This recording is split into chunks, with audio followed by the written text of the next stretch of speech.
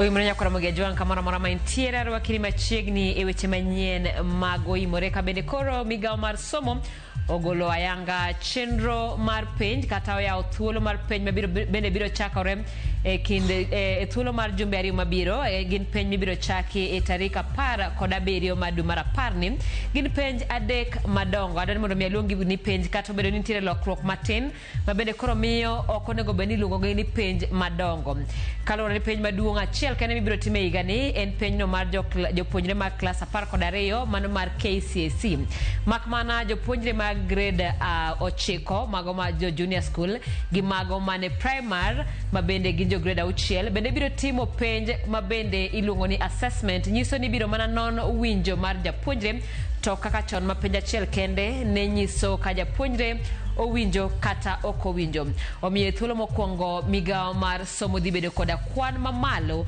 mar jopuonjre maromo 3 million manyiso ni jopuonjre dhi timo penj tieng' didek mano penj mar KPSEA penj mar jo grade 6 penj mar KJSEA penj mar jo grade 9 kaachiel koda penj mar KCSE mano penj mar jo klas 12 ma bende koro migao no yango ni ikruok oseketi yo makare kapod wantiere weche mag somo en koro midhiero kwako somo mag mbalariany kaluwore koda pogruok e paro kata e weche goeko mag chudo mar winjruok mano bedo e kind higa mar 2017 nyaka 2021 mar chudo mag jotije mbalariany kamoting'o jopuonj kaachiel koda jotich kaluwore kod wasu migao mar kara sirikal onego bed ni miyogi silings bilion 7.9 kaluwore koda duol mar SRC mabedo chung' ne weche mag osara mag jotij piny owacho onego bed ni imiyogi mana silings milion 624 kende ma SRC wacho ni e gowi ma koro gin go migao mar somo koro yango ni nyaka winjruok betie eka koro gibiro ng'eyo ni en omena machalo nade ma onego bed ni chulo par ni kindegi duto jopuonjre ni e skul mak mana onge chenro mar puonjo ma bende dhi nyime yakoromogi machiegni magemo kuom weche ma omiyo pek. The SRC has advised the ministry that 7.2 billion of the amount claimed by the unions was already paid. Pogruok mienjo ewi duol mochung' ne weche mag osara e pacho ka mano SRC kod jotije mag mbalariany ewi omenda monego bed ni chulo jopuonjgo kaluwore koda winjruok mano betie e higa mar 2017-2021. We will be administering the national examination and assessments to a total of 3,424,836 candidates. Neko wacho ni giseketo ikruok makare ne penj adek madito ma itimo giko higa ni. Wadongi kambi achiel ma en seafood. Okonyal sabo wa wan dhano 300. Wan gi chandruok mar rech. Government omiwa teko gi pesa migolo mag sirikal gi mondo waom rewa e nam mondo wayang' rewa. Joale chiro ma pap mbuta koro ywago nok mar rech kaka midhiero maduong' mokwako handgi.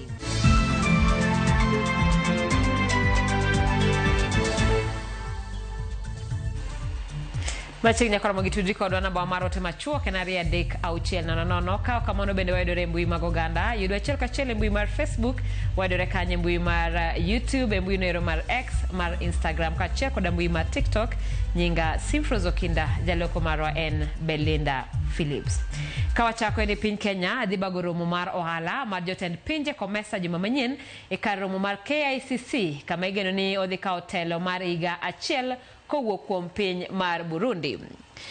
Kotelo ne mano kosekawo telo Kenya dhi ng'iyo mar yaro thuolo e chirono golo suru mijuogo maketo ohinga ni mwandu ma Kenya uso e pinje mag komesa.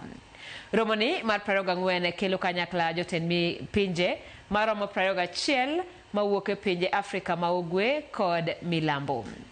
Piny Kenya tiyo gi teko komesa e uso mwandune ka e higa mar 2023 kende Kenya noro mwandu maromo dola bilion 2.2 e pinje komesa mamiyo gi atamalo 16 mar chirono. Kenya yudo mwandu kaka oduma, sukari, pamba e kind mamoko koa e pinje manie riwruogni. Ma e thuolo mar adek ma bende piny Kenya tayo romo mar komesa kamokwongo ne higa mar 1999 kiluwe gi higa mar 2007.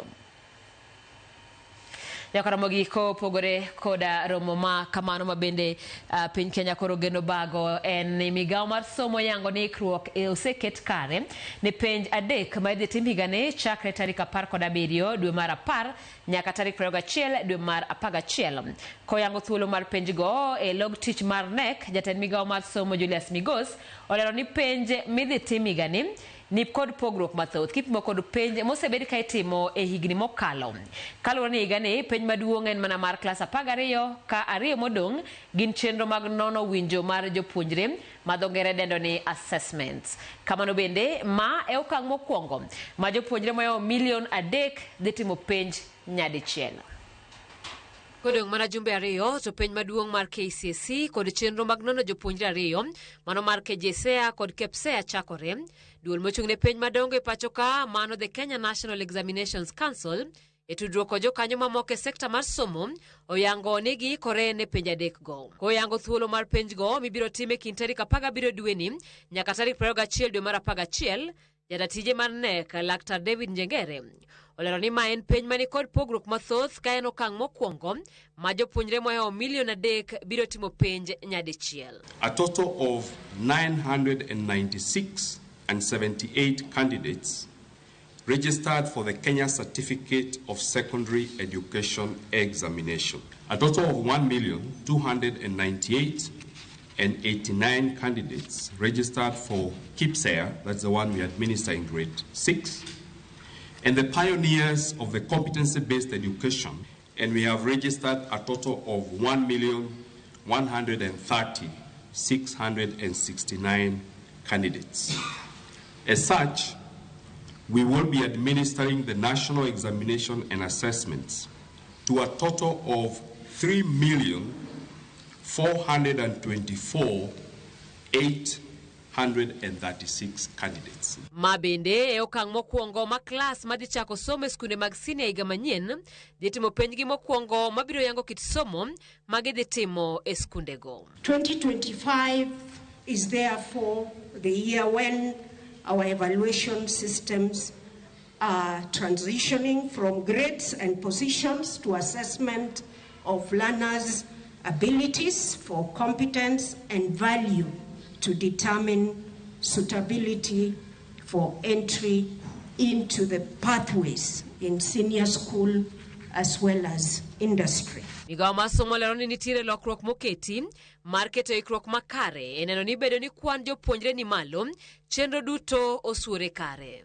NEC has installed an additional 25 containers in various sub-counties, bringing the total number of containers to 642, up from 617 that were used last year. That will help in terms of efficiency and reducing the costs in terms of the distance between the school and the containers. Kamano bende jogo mani kod paro mar kwalo penj omisiem mager. If you go to our portal, you will find sample papers which were shared in January. So anyone who is selling those papers and telling Kenyans that this is a leaked exam, please don't waste your money on those kind of papers. We will have, as in the past, no mercy on anyone who will be found engaging in any form of malpractice. All candidates, center managers, supervisors, invigilators must comply with the examination regulations, failing which they will be subjected to the full force of the law. Jopuonjre to kod telo mag penj kore jiwo mondo ket ikruok makare ne penj go. Kaporo ntie weche mag somo en jatend migao mar somo Julius Ogamba koro wacho ni nyaka rit ng'eto mar doho ewi chulo jopuonj mbalariany omenda maromo shillings bilion 9 magi yuago e bor winjruok mar dok e tich ma higa 2017-21. Matok duol mochung' ne chulo sara SRC wacho ni gisebedo ka gichwalo bath omenda no e yor kidam chakre higa mar 2017. Efi Nyakidi miyo waler. Odiochieng' mar 17 koro nyaka ne ng'anyo ma jopuonj mbalariany chakre pachuka. Ng'anyo maten riwruok jopuonj mbalariany mar Wasu osingo ni biro dhi nyime nyaka kanyo maten migao mar somo kod piny owacho chul gope gi duto. Kaluwore gi Wasu moting'o jopuonjre mbalariany kod jotije mbalariany ma e bwo mabul mar Kusu. Duol mochung' ne chulo osara pachoka Salaries and Remuneration Commission kata SRC owinjore chul gi kwan omenda duto maromo shillings bilion 7.9. Ma kaluwore gi winjruok madok e tich ma higa 2017 nyaka 2021. Winjruok ma bende nochwoye kogno tarik 28 dwe mar apar higa 2019. So if they are claiming that they paid automatic annual increment, one thing we are going to ask them, this automatic annual increment, you paid it based on which basic salary? Because automatic annual increment is paid based on a basic salary. So 2017, they are claiming there was no basic salary. 2018, we didn't have the new basic salary. 2019, we didn't have the new basic salary. So this automatic annual increment they are purporting to have paid, they were paying them based on which basic salary scale?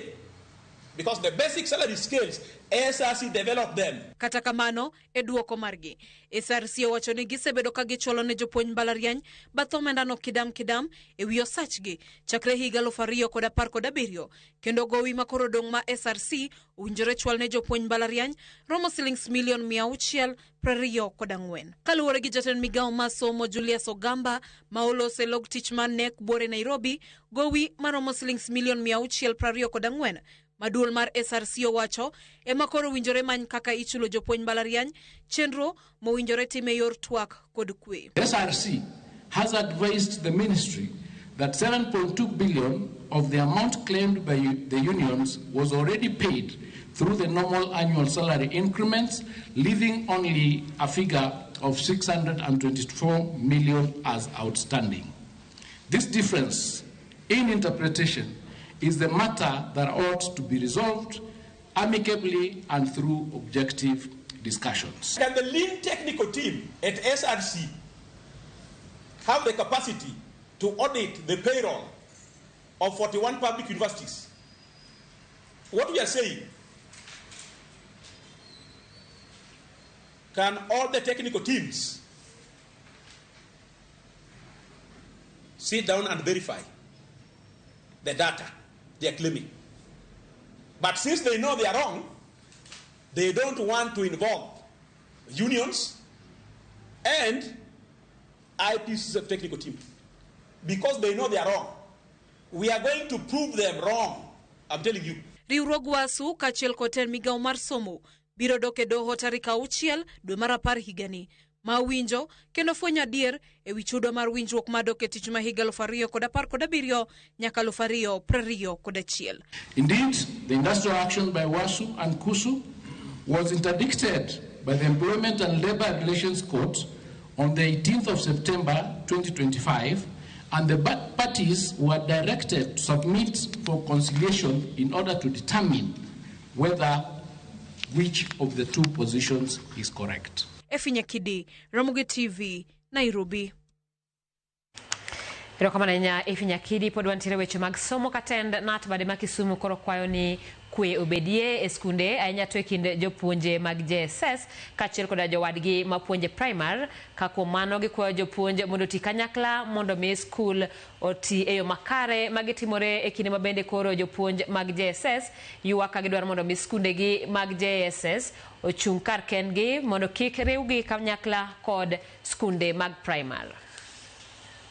Education system ma Kenya ka nene samoro kubed ga broken ok turega diere mane wan gi O levels gi A levels mane wan gi skunde milongo ni haya gi ne betie e skul achiel man gi head achiel gi deputy achiel kata ariyo tok ne obedo ni ka jo A levels joma ne gike form 4 ka ni gin gi headmaster gi to jo form 5 gi 6 bende bedo ang'o.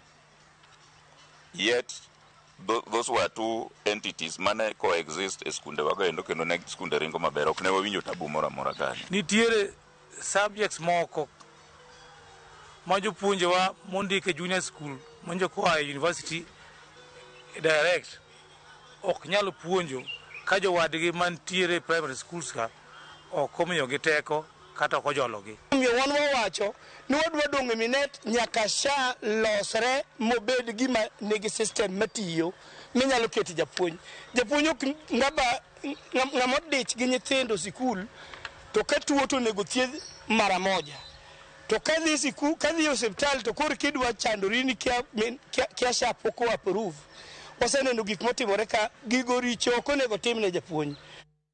Kawawere kod weche mag somo en riwruok makelo kanyakla jogo manigi kute mag ayaki e pacho ka mano Network of People Living with HIV and AIDS in Kenya NEFAC koro dwaro ni migawo mar thieth oket thieth mag ayaki moriwo pim mag lab e bwo okumba mar thieth mar SHA. To ka jafwambo marwa Joyce Oduor lero gi bwogo mar bago ng'anyo maduong' e pacho ka e thuolo mar jumbe 2 mabiro kapo ni migawo mar thieth ok owinjo ywak margi. En ng'anyo mamuol mane ochakore ayanga oko mar apise mag NASCOP kochomo apise mag NSDCC nyaka e apisi mar jatend migawo mar thieth Aden Duale kama jokanyo mag riwruok makelo kanyakla jogo manigi kute mag ayaki e pacho ka NEFAC owuok oko kar romgi mar chwalo ywak margi ne jatend migawo mar thieth. Kaluwore kod jokanyo mag riwruogno, nyaka ne chung kony mawuok e pinje maoko mane chiwo sir mar thieth ne jogo manigi kute mag ayaki e pacho ka. Thieth ne jogo manigi kute mag ayaki osedok piny, gino maketo ngima ji moheo milion 1 manigi kute mag ayaki e pacho ka kama ng'aw. You are put on ARVs, you need to be tested. Testing has collapsed in this country and you can try in any facility. When you are tested positive, you need to go to the lab and there are lab tests that which need to be done. So these days, because there is no money from Global Fund and PEPFAR, for those who go to pick their ARVs, they are told that you go to the pay private sector in the labs, and these people don't have money. Number 2, these facilities, most of them were closed. The remaining, some of them are charging user fees. If you go to a place, they say we don't have donor funding, now you have to come with 2,000 or 1,000. Some are even charging 500. Kuom mano, riwruok mar NEFAC koro dwaro ni pim mopogore opogore mitimo ne jogo manigi kute mag ayaki ochul kod okumba mar thieth mar SHA. Things that we need so that we monitor viral load like CD4, testing for TB, can they be covered by SHA, under SHA? Because we think that the more SHA is continuing to exclude people living with HIV, that is stigma and discrimination. And that is against the Kenyan constitution. So that's why today we are here. Some people thought it was a protest. It's not a protest. We came to bring a letter here. And we've given the letter that is going to the CS Honorable Duale. Che wangi shida kaka jo mangi ayaki mar thieth kuonde mag thiedheji e suptal. Kaka kadidi dwaro pim mondo ing'e kaka yath tiye dendi to nyaka ichul. To joma ng'eny man gi ayaki ok nigi pesa ma ginyalo dhi chulo. SHA bende ok chul mano. Koro kawuono wabiro wadwaro mondo CS onyiswa to joma odak gi ayaki mag ukimwi inyalo konyo nadi. En pesa dime ichulo to ginyalo wave ne jok man gi ayaki sama gidhi pimo nikech yath to nitie. Lakini yath nyaka imuony king'eyo gima yath konyo. Gilero ni gisechwalo dwaro margi nyaka ne telo mar okumba mar thieth mar SHA kendo gibiro bolore kuom jumbe 2 ka girito duoko. Already we sent a letter to SHA and SHA responded by saying we go to NASCOM so that NASCOM quantifies the number of people living with HIV. They start with the most critical. And for Ministry of Health, we are following up and we are giving them 2 weeks to respond to us. Then we can come back and see to what extent have we moved forward with that agenda of covering HIV in the SHA and TB and related conditions. Kata kamano, gibuogo bago ng'anyo maduong' e pacho ka mabiro kelo kanyakla jogo manigi kute mag ayaki mawuok e counties mopogore opogore kaponi ok giyudo duoko kowuok kuom migawo mar thieth e thuolo mar jumbe 2 mabiro. Nimepokea barua yenu. I'll take it to the cabinet secretary and he will respond in time. This is not even a demonstration. We are here to submit a letter. This letter is addressed to Waziri. Once we put this letter, then we will wait 2 weeks, then we will come for a demonstration. But this one is just to bring a letter. Because in Kenya we have over 1 million people who have HIV. Most of them could not come. This is just Nairobi team. But for demonstration, we will mobilize all Kenyans living with HIV to come here if they don't act on our letter. Joyce Oduor, Ramogi TV, Nairobi. Josiasa makero sirikal tesre bori riwruok mar United Opposition okwedo mokalo okang' ma piny owacho uso bad migepe mag sirikal kaka bad migao mar mauta KPC. Josiasa go kamotingo Kalonzo Musyoka, Eugene Wamalwa kod Rigathi Gachagua osingo mar duoko bad migepe makamaga lwet jopiny poni gikawo telo e yiero maduong' mar 2027. Gachagua osingo mar koreko jatend piny William Ruto e yiero ma adundo mabiro kaka yo mar miyo duond bura mar DCP teko motelo ne yiero mar 2027. Kristo Wino nigi report. Gwenge mag Ilbilis e kaunti ma Kajiado omiyo kweth mobalo kod piny owacho siwandha mar siasa mar dunyo tend William Ruto. Ogai maro wae paka Kalonzo Musyoka kod Eugene Wamalwa mar DAPK ose okang' mar piny owacho mar Kenya Kwanza mar uso bad migepe mag sirikal magiwacho ni otim e yor mudho. We want any possible investor who wants to pursue expropriation of public property, and they must know that once we take over tutafutilia mbali hayo makandarasi ya wizi ya mali ya umma. Wamejaribu kuiba KICC, tumeenda kotini, tumezuia. Wamejaribu kuiba KETRACO, hii moto ya Kenya, tumeenda kotini, tumezuia.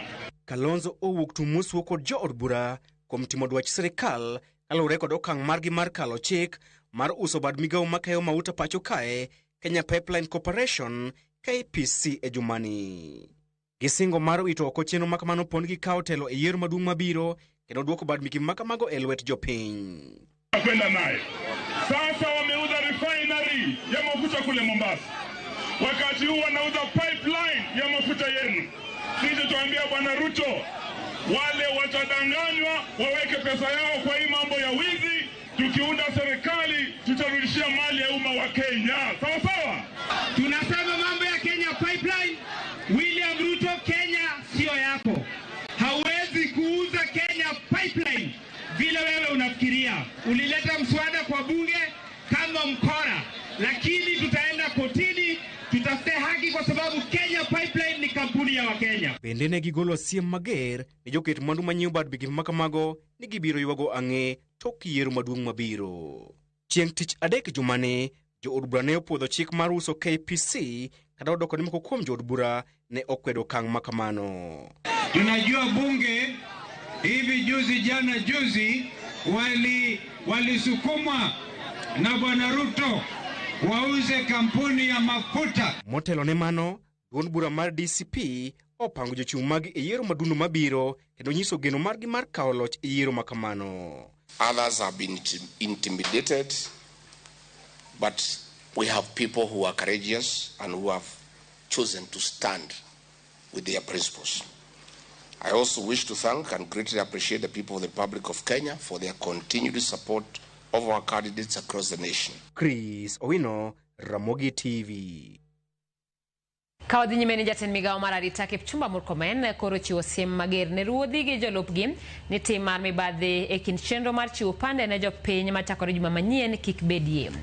Murkomen ne olando ni chakre juma manyien bad migao mochung' ne chiwo pande biro wuotho e alwora ma opogore e tunge Kenya kae ka ndiko jogo madwaro pande e chenro mageto oganda milion 1 e thuolo maromo higa achiel mabiro. E sitego bende Murkomen ne olero ni maromo pande 400 podi wegi okawo e apise mag opande koro ni piny owacho biro keto tudruok mana ne jopiny okawo pande magi e wang' sam. Murkomen olero ni magi kara olero magi kinde mane otimo limbe log tich ma ilosi opande Thurka mar NSSF kama opuoyo mokalo lony manyasani mar loso pande maromo 16 odiochieng' ka odiochieng'. Ukipata Mkenya yoyote ofisa yoyote kama ni chifu, kama ni clerks wetu ambao wanaitisha pesa kwa wananchi, hiyo ni ufisadi na tutachukulia hatua ya kisheria na watafutwa kazi. Pia nawaomba Wakenya usijaribu kujileta kwa ofisi ya usajili.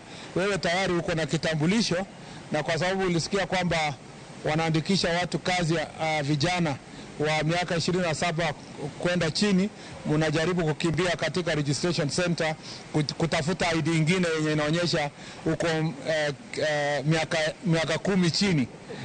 Ningependa kusema kwamba tuko na uwezo na the systems yenye iko hapa imeweza kuonyesha wale ambao wamekuwa wakijaribu kufanya mambo haya, na itakuwa ni makosa kwamba wewe unajipeleka katika registration center kwa minajili ya kubadilisha miaka yako ama kupata vitambulisho bila kufuata njia ambayo inafaa. Nyakaramogen thuolo mar kao yueyo chenro en maro imoreno kanyo ka oto moloka ma ba moja deno mar game got tegera mogi TV ler kendo imore chopo na yo makare kan gimino dala venda kinyi imoreno mogi ma Collins Nyauchera mogi ler ahinya aneni gi mama na Rose maonge wasiwasi Naftali woda wendo na mogi ler maratari haira mogi an Cynthia an awendo kairo kama na nyakaramogi wakao yo machuoka wadogi weche mamoko.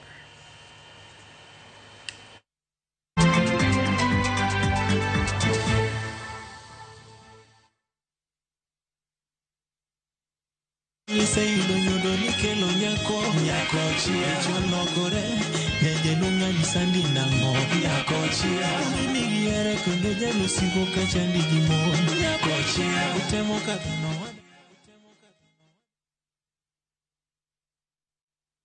Teke na We Go Boda. Chanua Jam, fika on time at the lowest charges in town. Wear helmet and ride in style. Ni safi, ni safe, na ni easy kwa mfuko yako. Wigo, your trusted ride. Download the app now. Ama SMS Wigo to 20425. You'll fike right on time. Wigo, your trusted ride.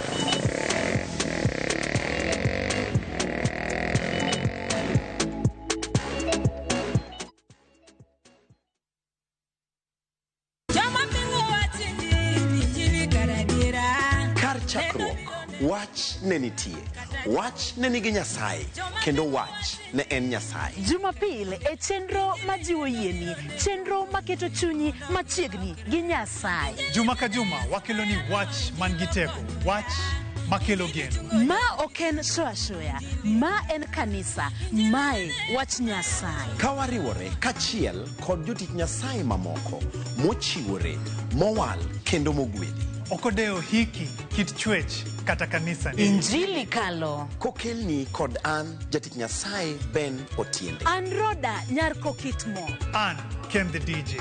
Wan kai nikech injili mitnwa. Wan ka nikech herane mosiko. Wan ka nikech in. Injili kalo. Manera Mugi TV.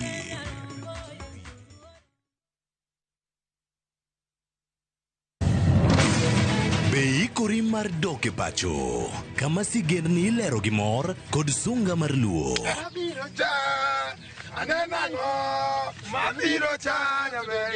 Chakre weche hera mamulo chuny, anyuola, timbe machon, nyaka sigendni madongo mag kit anyuolawa mapakowa. Magi ok gin mana sinema, magi gin sigendni magwa. Ka ok mana chikni emomiyo koro sani wabedo kaka familia kar nyamerwa Dhok ma wawacho, koko mag nyierowa, kit luo kod sigendniwa nenore ayanga.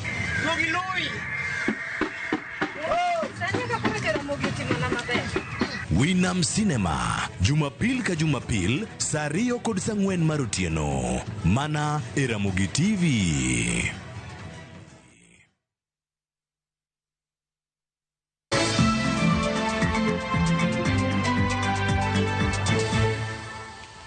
Macheni kendo nyakalondo mar Ramogi kawuono dhialo higni 22 gi nyasi e studio margi e boma Nairobi ka gigoyo kamano e wi okenge ma gisegoyo higni go duto. Jatend nyakalondo Victor Otieno Juma kadhialo nyasi no owacho ni wuoth osebedo makare kaluwore kod tudruok makare kod chenro ma gisebedo ka gikelo mosere kod jowinjo magi e pachoka kod e pinje maoko. Omedo nyakalondo no dhi medo kelo chenro mamulo ngima oganda luo kendo majiwo jowinjo mage e higni mabiro mbele.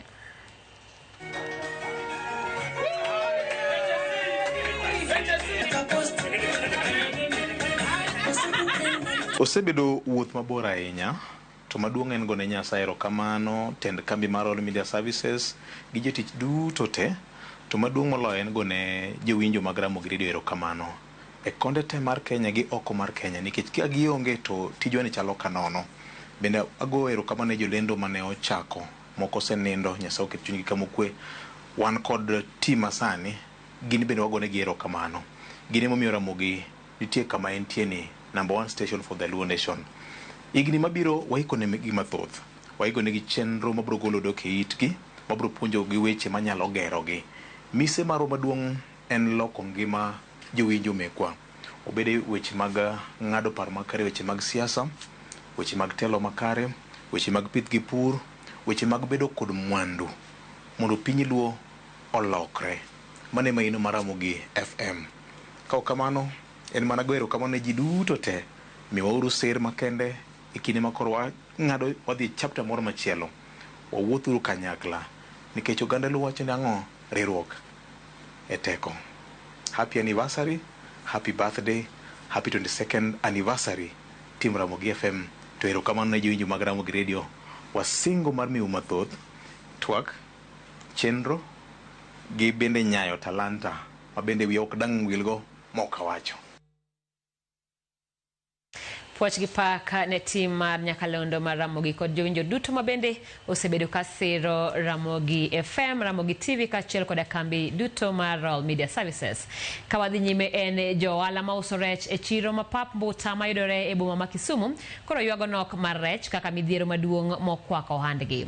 Kaka jafwambo marwa Bill Gates odwar lero, jous rech go chiwo ywak ne sirikal mar kaunti ma Kisumu gi Homa Bay mondo ng'i kaka inyalo thiedh wachno, gino mabiro miyo gi thuolo mar dhi nyime gi ohandgi mapile ka pile.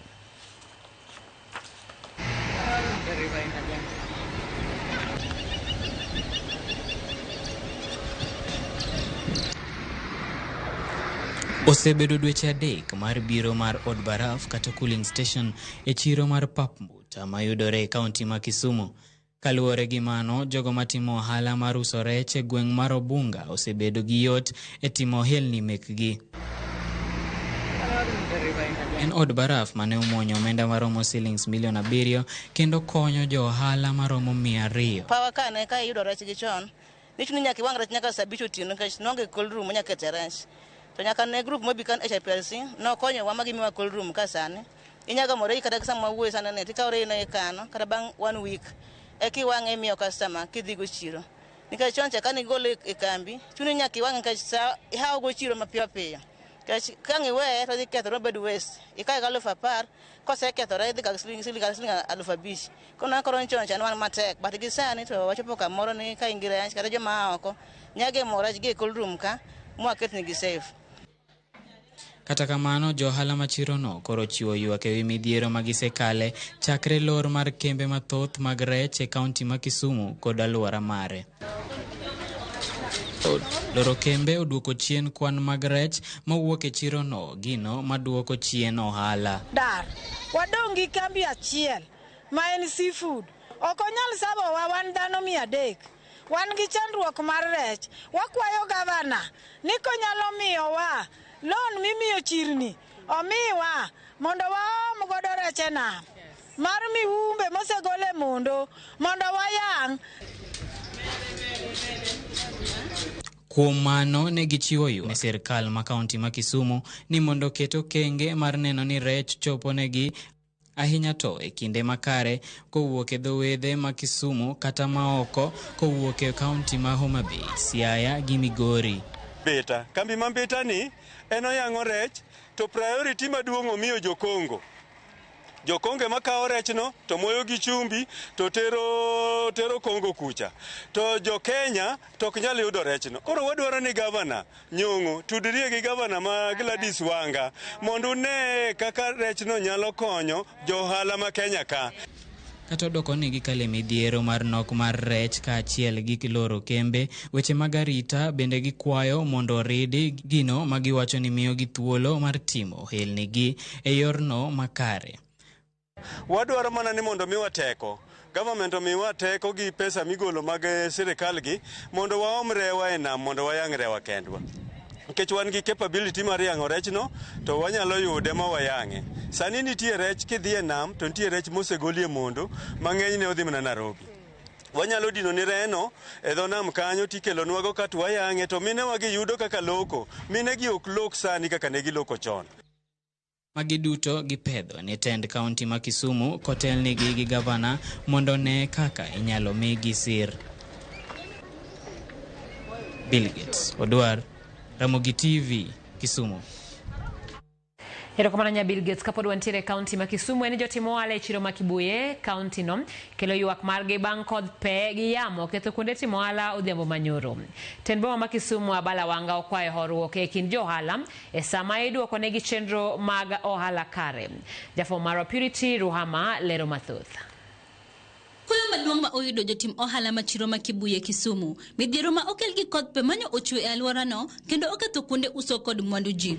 Yamo no achien koni, kaduogo koni gi koth, ne en koth moting'o pe madongo dongo. Obiro to chako muko ot, obiro to mor, to sama odonjo komor mo obaro mabati mane ni ka temo dhi kode nyaka iye kocha. Kosebaro mabati to duogo mar ariyo to koro golo udi mane ni e kona ka, koduoko chien kocha. Mar adek, koro chumbe mane ogergo ot motegno ochako dok koni mos mos. Waneno kaka gibanore wa jok mane ni iye kama chunywa wamako, wadhi wachung' e diere. Onge gima ne wanyalo timo, ok inyal ringi dog kocha, ok inyal ringi dog koni, idong' gi Nyasachi e milamo kama intieno. Giywak ni kodhno mapek ne okelo midhiero ne jotim ohala kama kodhiamo oketho moko kuom kuonde uso kendo rocho chenro mag ohala. Iye ka wan gi mon ma uso nyanya, kibendi ni wagi tata gini oluore. Jomoko nyanya gi gige gite oluore kama ka nyanya nitie iye kaka gigol mondo giusi otamogi. To kae ma wayude gimoro matin. Ka gichiwo ywak ne kaunti ma Kisumu, jo ohala go wacho koso pi gi teko mag sitima, takataka mang'eny kod kuonde uso machwero pi kelo midhiero gi maduong', kendo gikwayo ni mondo serikal ochop kwayogi. Ja Kibuye golo revenue mapoko leo kapok ogolo revenue. Kata nyiba wakitiaga so revenue to watimre nade? Sama wuoyo kodi kani ok makende. Odcha chwer mok nyal bete ka koth chwe. Utegi temat Kibuye gi chwer.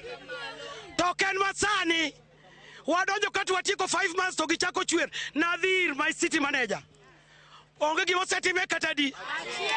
Meneja maboma ma Kisumu Abala Wanga ne osingo ni sirikal kaunti ma Kisumu biro loso kar uso mane okethore mapiyo. Magi ne owacho bang' timo limbe e chiro mar Kibuye. Our setting assessment nitie jomo dhi thiedhre manyo hinyre ibro thiedh timiyo compensation. Nitie jok ma piki margi pod aneno kodi kacha. Nitie joma ne nyanjigi okethore gi kitungu kila kitu. Gavana no se loso gi waziri mare mar finance. Osetim bura gokinyi ma chief officer mar trade nika. Nitie pesa ma joma gik okethore ibro mi. Purity Ruhama, Ramogi TV.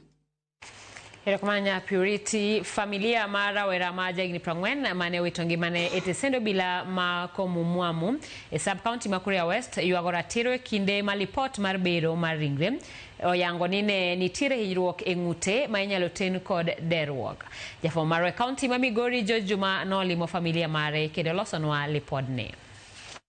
E seche ma lipot mar bero yango rawano ma jigi prangwen manowito ngimane etesendo bila mar komu muamu e sub-county Makuria West ne nitiere kod hinyruok e ng'ute, hinyruok mane otame yweyo kendo kelo tho mare. Familia mare kod jokelo togo mag oganda pod nitie kod penj mathoth malo duoko. We found that he had asphyxiation due to hanging, so the police officers are still going to continue the investigations to determine whether it was self-inflicted or whether there was some homicidal effect to it. Familia mar Mosindo Alan Kamau, malipot mobira yango, ne tho mar obire yono mar derruok, to koro ramo, ne iwar mondo koro tim malong'o, mondo koro ng'e adieri gima ne okelo Thomar Tresendobila. Tumesikitishwa sana na kitendo hiki.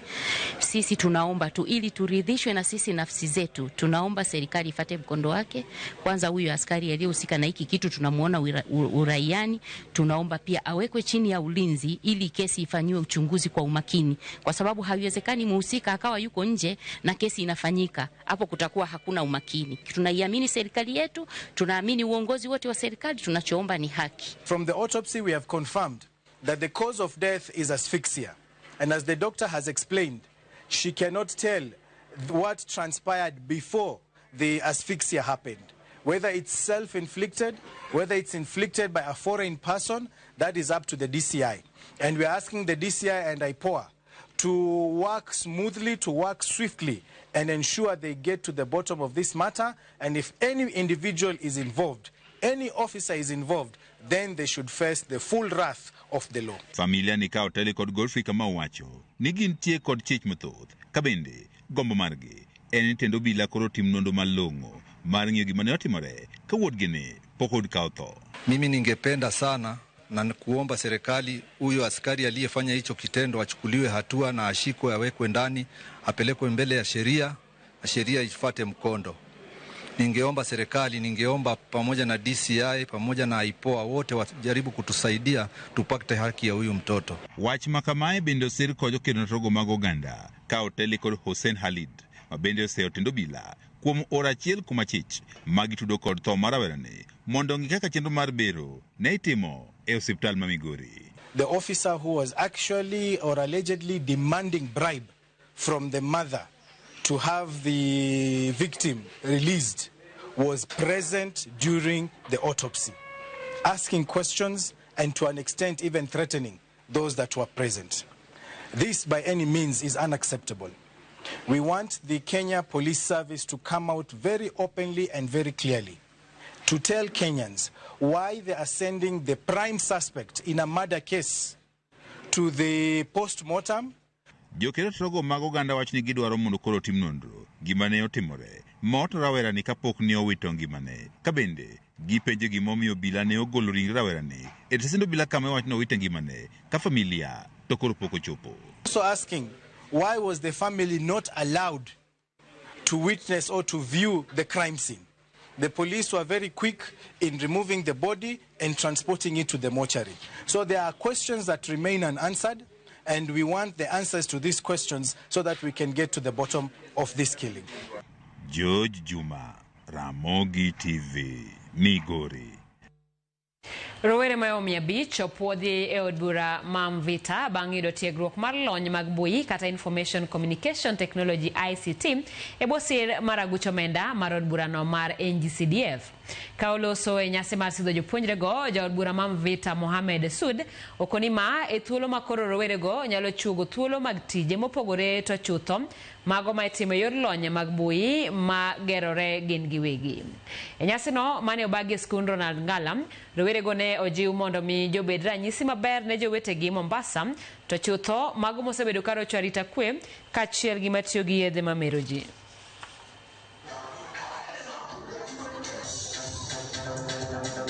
Ujana ndio umri unaoweza kumfanya binadamu aweze kubuni zaidi. Ujana ndio umri unaomfanya binadamu aweze kufanya maendeleo zaidi.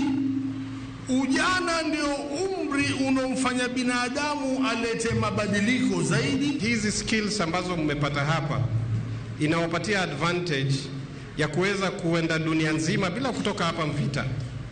Kwa sababu inakupatia opportunity kufanya kazi, ku-earn in dollars, ku-earn in pounds bila wewe kutoka hapa Mvita.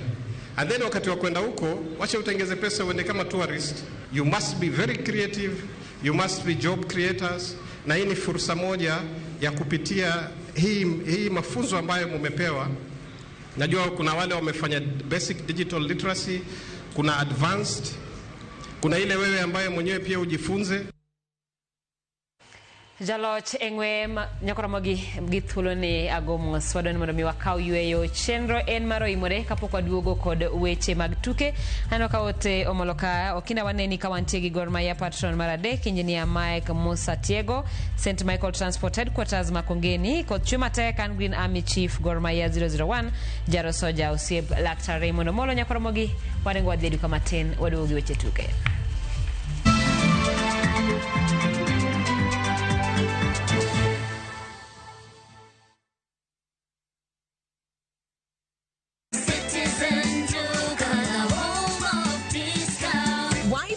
When Citizen Duka and Quickmart bring you massive savings this week. Get 5 liters of cooking oil at 1,189 shillings, 5 kilos of basmati rice at 1,349 shillings, and 2 kilos of all-purpose flour at 159 shillings. And that is not all. There are more offers waiting for you. Simply dial *487*5#. Select your product, pay, and pick them up at any Quickmart supermarket near you. Citizen Duka, the home of discounts. Citizen Duka, the home of discounts.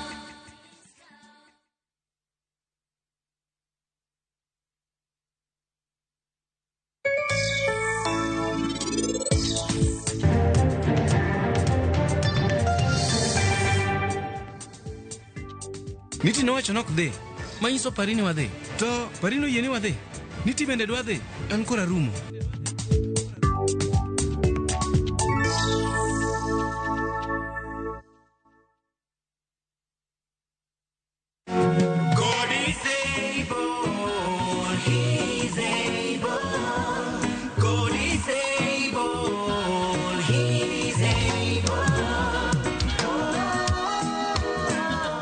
Kupata huu wimbo wangu uitwao God is Able, kama sikiza tune yako, bonyeza *811*337# kwenye simu yako. Kumbuka, sikiza na Citizen ni nyumbani kwa wasanii wote.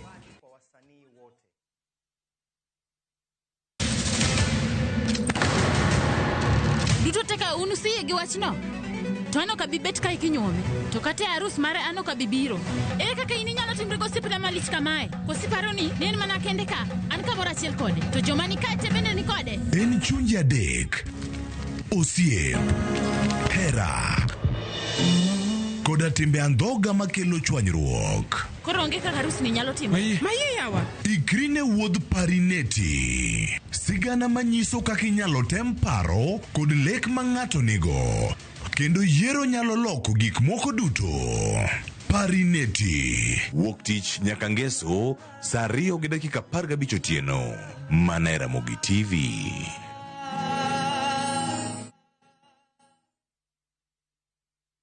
The world slows down, and in the quiet, we find each other again. We laugh louder. We love deeper. We reconnect with friends, with each other, with ourselves. This is the low season, the season for connection. Rediscover your partner over dinner by the ocean in Diani. Sing and laugh with friends on a self-drive safari to the Mara. Unwind as a solo traveler, journaling by a fire in Elementaita. Or finding calm with a massage overlooking Lake Nakuru. Because travel isn't only about where you go, it's about the people and the moments you take with you. This is the season for you. Visit VU Travel and let's plan your low season travel. VU Travel. Let's plan your story.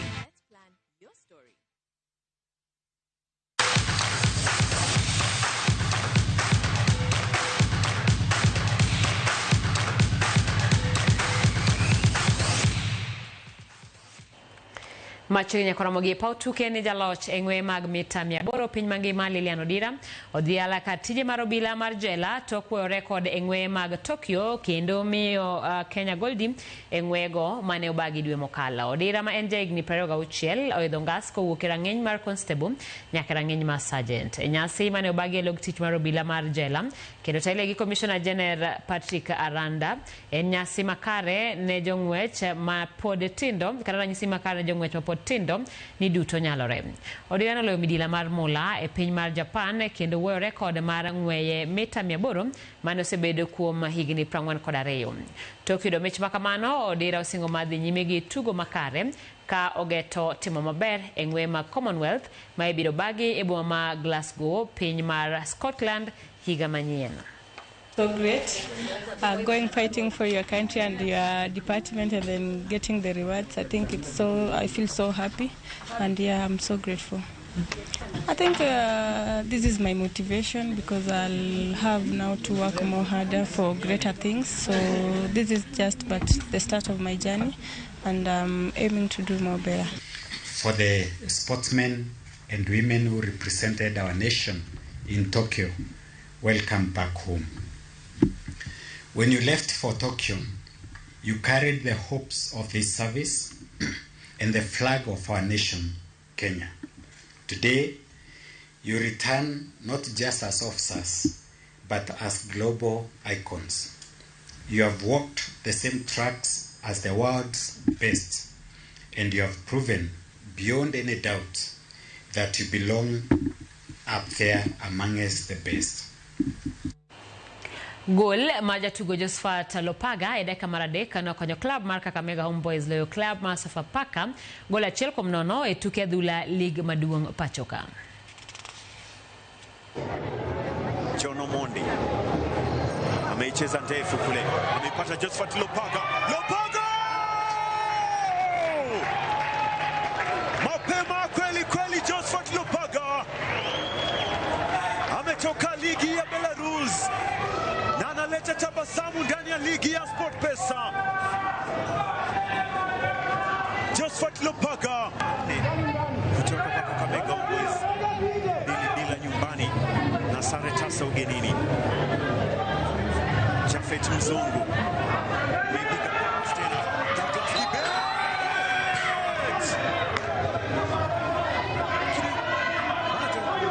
alikuwa eneo la kuotea kwa mujibu wa line 2 Emmanuel Baraza.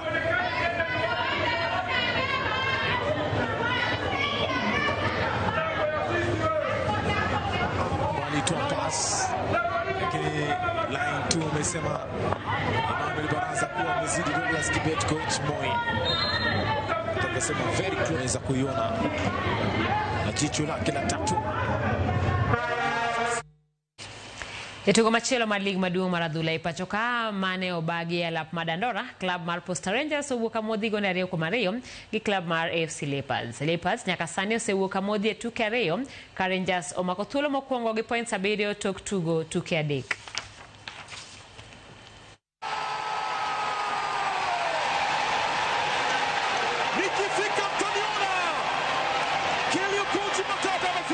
Na kusaidia kazi ya kuzuia. Alitoa Jackson Dwang nafasi.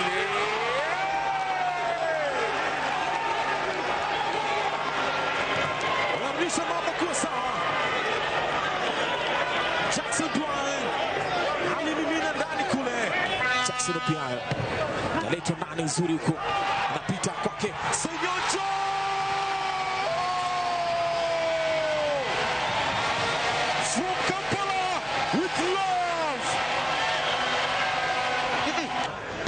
Naileta nani Jackson Dwang, kichwa ile nafasi wanaitengeneza cha lazima.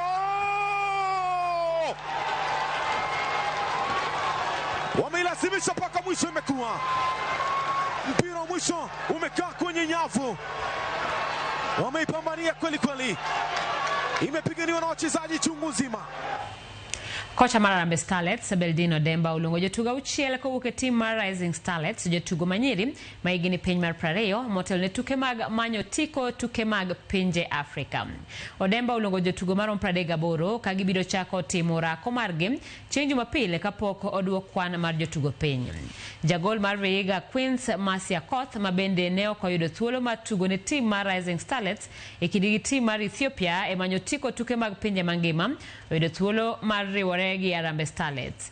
Jotugo mamoko ma oyudo luongo margi mokwongo oting'o Lorin Ilavonga, Fasila Adhiambo, Elizabeth Muteshi, Shalina Opisa gi Charity Midewa. Timno obedo gi jobak manyien 4 okang' ma coaches neno kaka dino fuok tok timno logonde e tuke gi mokalo. Tim mar Harambee Starlets biro bago tuke ne Gambia tarik 24 dwe ni e boma ma Nairobi kapok ginuoyore gi Gambia ndalo 4 toke ka jaloch e kind Gambia gi Kenya biro ng'ado tiko mag pinje Afrika.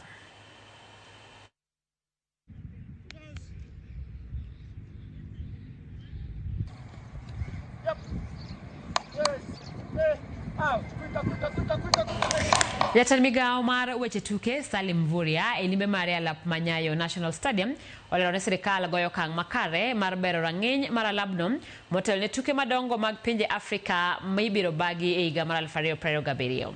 Alap Manyayo gedo mare dhi nyime gi sani ka igeno ni tado mare ibiro keti kaachiel gi pidho lum manyasani ma rang'iny mare ni malo.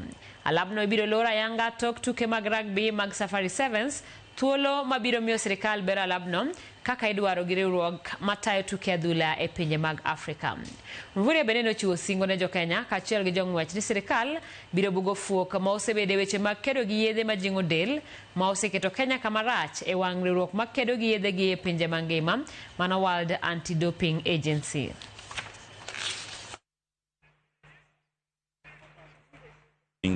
This facility here, Nyayo Stadium, is also planned for canopy. So part of the work that we will be embarking here is to do the canopy.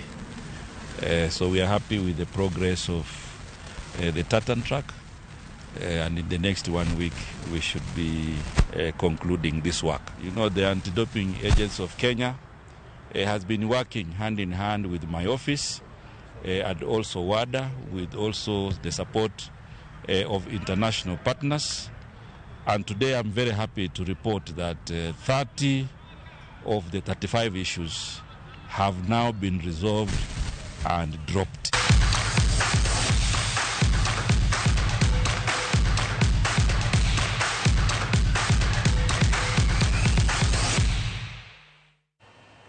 Nyakaramogi director marang'isa ni thuolo mar joramogi ne to sechopo aneno ka kafaya ng'iya gi wang' marach kaachiel kod ng'inja kaachiel gi kolo gi sande kaluwore ni sa mar thum koro sechopo. In mane kawo thuolo mari mar bedo kodwa e chenro ni waduoko ni erokamano ahinya. Nyinga Simfros Okinda, jaloko marwa e thuolo ni duto ne en Belinda Phillips, aweu e lwet kolo ng'inja kaachiel kod kafaya. Unin maber.